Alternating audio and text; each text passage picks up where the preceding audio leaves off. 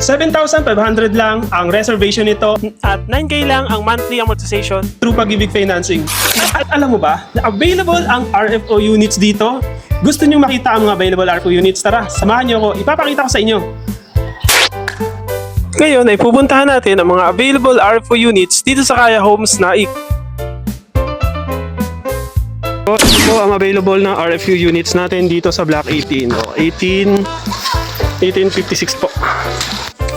So ito naman po yung kasunod na RFU units pa po dito sa Kaya Homes Naik. So ito po ang 1868.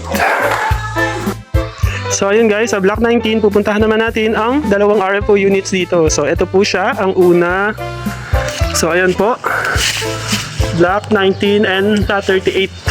Block 19, Lot 38 po yung una. Yung pangalawa, so ito naman po yung pangalawa. Block 19, Lot 36. So ayun. Ito naman yung isa pang RFO units natin. So ayan guys, so ready for occupancy na siya. Ayan ba guys, so Block 19, Lot 4. Block 19, Lot 4. Ayan, katabi po siya ng corner unit.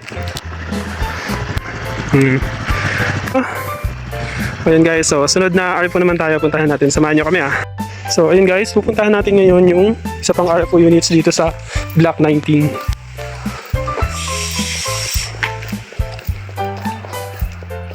Lot 25.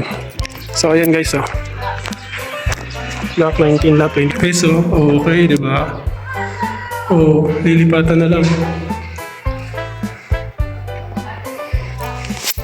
Kung gusto nyong malaman ang available units at ang sample computation ng property dito sa Kaya Homes, message mo na ako. I'm Angelo, your property investment partner from Hope Team. Moving you closer to your dream home. Your agent with a heart.